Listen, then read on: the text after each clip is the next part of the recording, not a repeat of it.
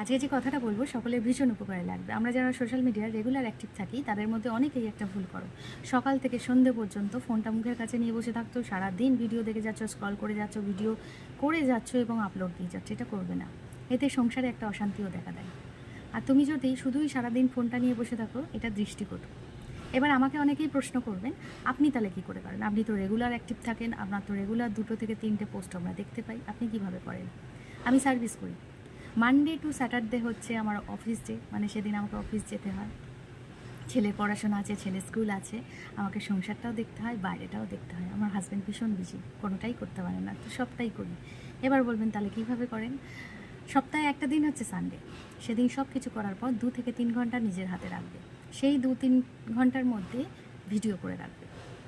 আর next সানডেটা হচ্ছে তোমার এডিটিংয়ের দিন, সেদিন এডিটিং করে রাখবে। আমি যেভাবে করি সেটাই বলছি। এবার অনেকেই বলবে তা রেগুলার আপনি পোস্ট কী করে দেন, সেটা বলি। যারা সোশ্যাল মিডিয়া করো, ইউটিউব, ইনস্টাগ্রাম, ফেসবুক, তারা এটাই জানো না সোশ্যাল মিডিয়া একটা শিডিউল বলে অপশান আছে। ওই শিডিউলে গিয়ে 7 দিনের কটা করে পোস্ট করবে সেটা সেট করে দেবে, টাইমিং সেট করে দেবে।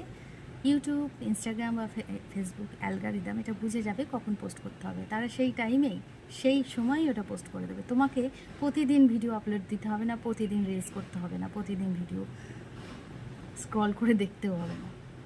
আমি করি না। আমি সারা